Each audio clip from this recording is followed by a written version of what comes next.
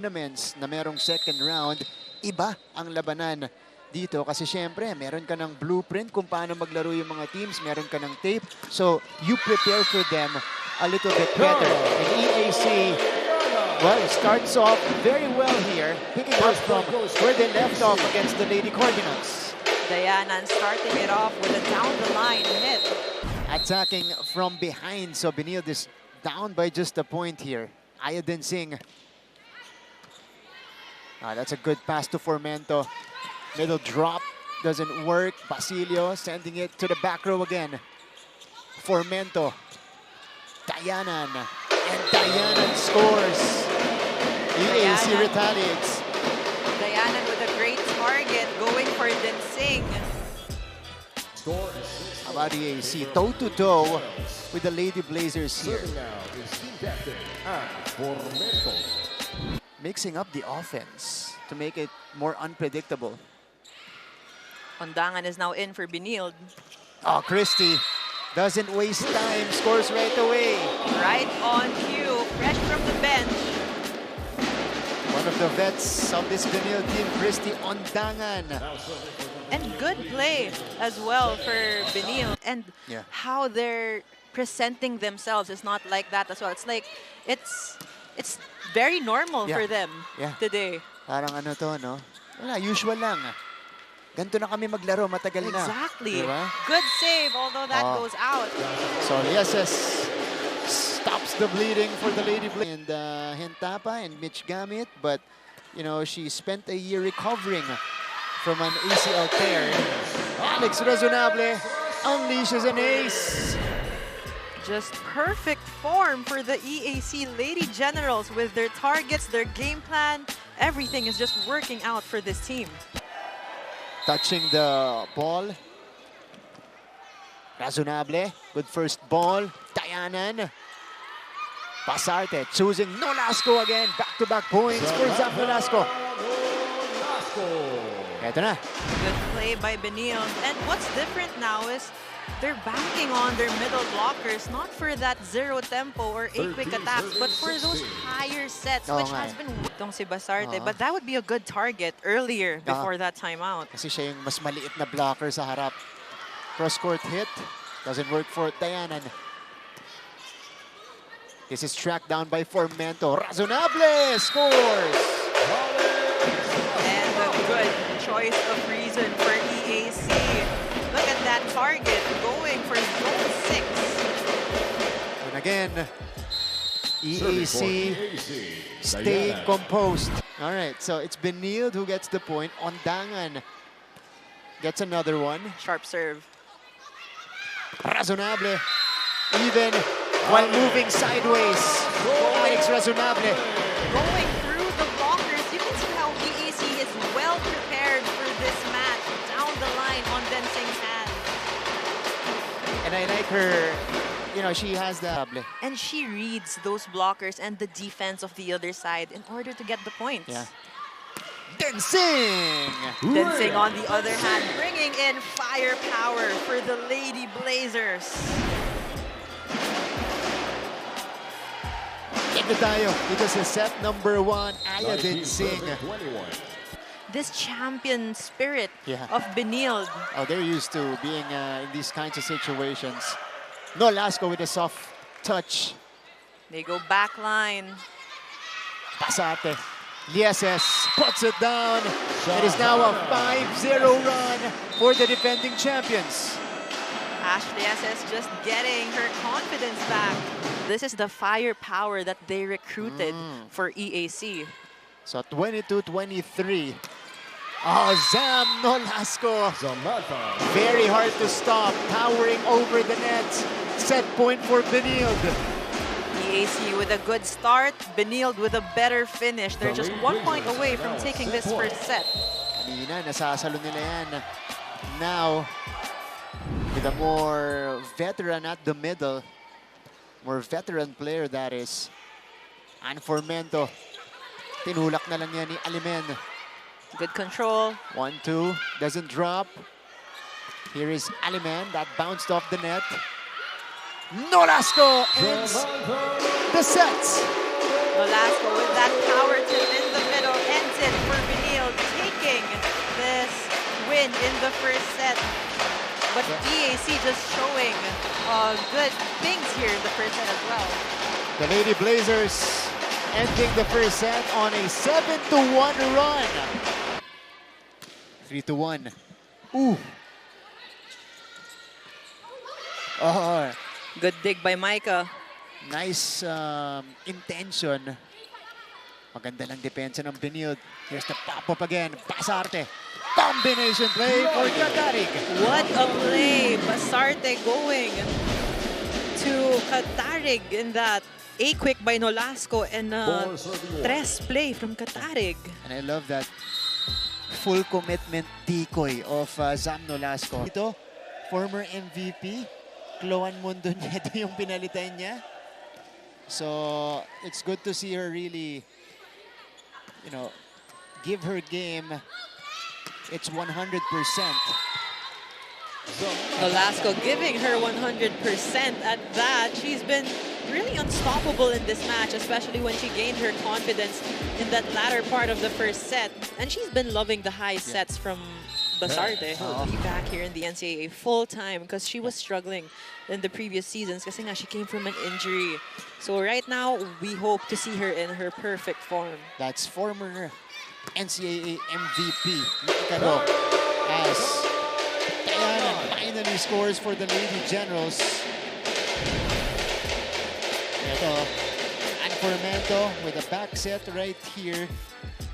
And they need more of that. Serving now for EAC.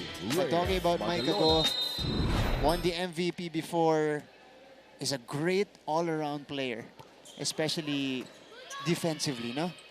She's just, well, the perfect player to have on your team. Yeah. Oh, binigay kay Baroga. Yun nga lang.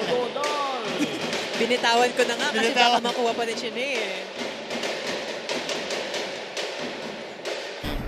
I've seen Gaira shy away from an approaching ball.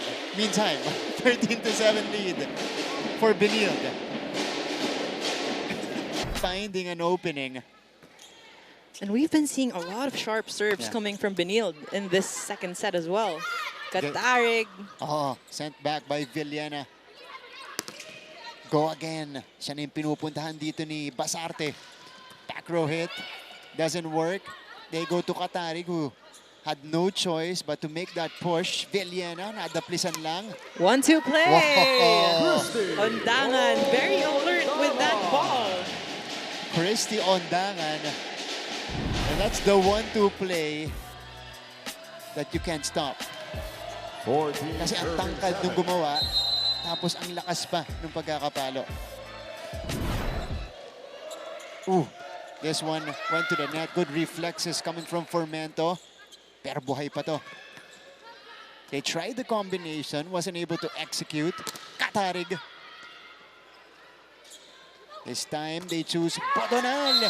She gets the check. Yes, she does. EAC trying to climb up here in the scores, but you don't know who to choose. Oo, parehas pahirap pigilan. Running hit for Ondangan. One more time for Christy. Nandun si Budonal. Magalona, or that's Diana rather, with a clean hit. Diana, and earlier we've been seeing a lot of down-the-line attacks, but look at her powering through those blockers with a cross-court attack. Recognizing that the blockers were just a second late on that convergence. So, Podonal unleashing a good serve. Good save by Basarte. Yeah. Drop ball. Igagana. That's a chance now for EAC. Here's the setup for Mento. They go back to Diana, who finally scores. Ito na ang EAC Lady Generals. And a timeout for the CSB Lady Blazers. Diana bringing EAC back Timeout here. by the Lady Blazers. Timing, good block, and the press on her hands also straight to the floor. 7 puntos ang abante ng Benilde. Razonable. through the blockers this time. And ito yung nagiging butas ng Benilde in their defense. That would be zone 6. Villena. Basarte. Tensing. Tignan natin ang gagawin ng EAC. Ito, covered na ni Mike Agoy yung likod. Oh! Estoque rises and scores. From the bench, when she's called, she delivers. Talk about vastly improving here in the NCAA. She wasn't like this when she first entered. But Estoque, of course, learned from the seniors. Now it's her turn, and she's showing so much promise. And we've been covering these ladies for years, Martin. And we can see talaga na how they were during their rookie years, and now they're playing as veterans. Yeah. And one of them, Zam Nolasco, reaches 10 points, reaches double 50. But she went for it, and she got it done. So Ayadin Singh now, first double-digit lead of the match. Razonable. Ketigan gets it. Oh! Simpleng-simple lang para kay Nolasco. Good eye by Nolasco, going for that drop ball just behind and beside those blockers. The libero of EAC did not get there in time. Timeout by Coach Rod. Naiiwanan na sila dito.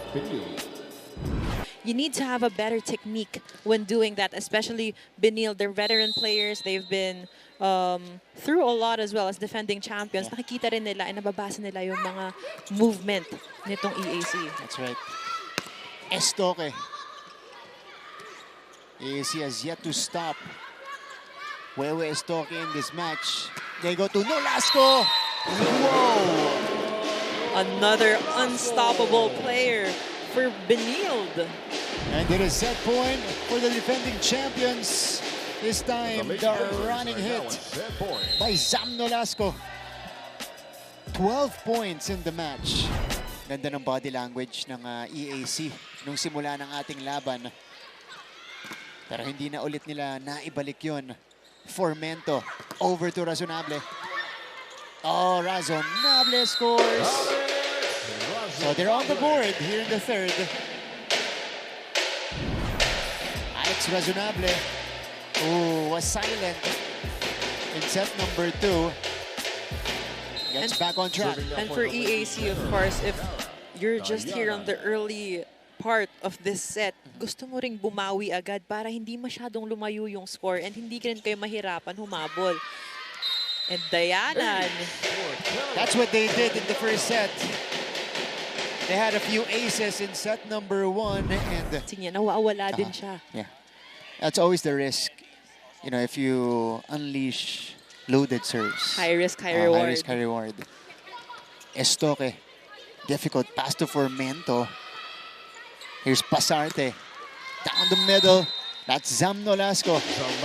Again, making it look easy.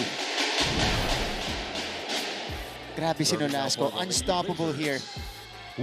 She's been the go-to player for Benilde. Usually that been spikers, but with Basarte, even though it's not the perfect pass, ibibigay niya pa rin sa middles. Yeah. Oh, strong push from behind. Not gonna drop.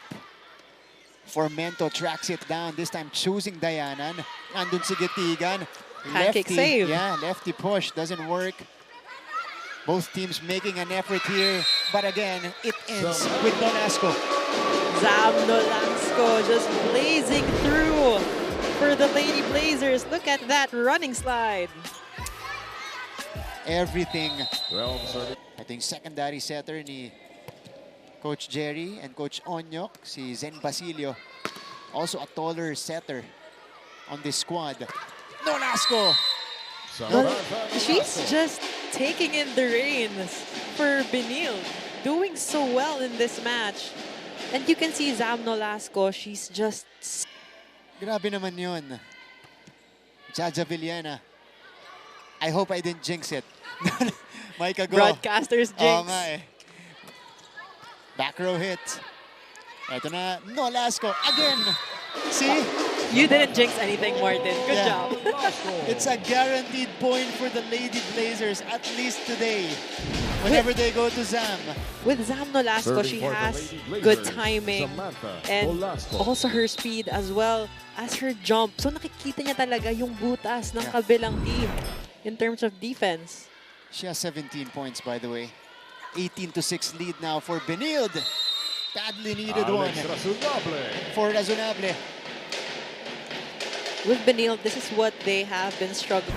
To 7. Long climb for EAC. Tip up and over and in. Kay Maika go. And the former MVP is back. She just knows where to put that ball. A veteran Serving now for the Benilde Lady Blazers. Just needed to do a quick scan Zen and Masillo. knew where to place the ball. Maika go. Excellent game for her. The second and third set. Hindi sila makasabay dito sa Lady Blazers. Razonable. Better hit from Alex. And she wasn't afraid of the blockers during that time. Talagang nilayo niya lang yung bola. Now serving. Diana. Yeah. You know, right in between Gitigan and the spiker. Yeah. Now But they have to serving. control their Goal. emotions. Adrenaline is up. Magnayi. That went across.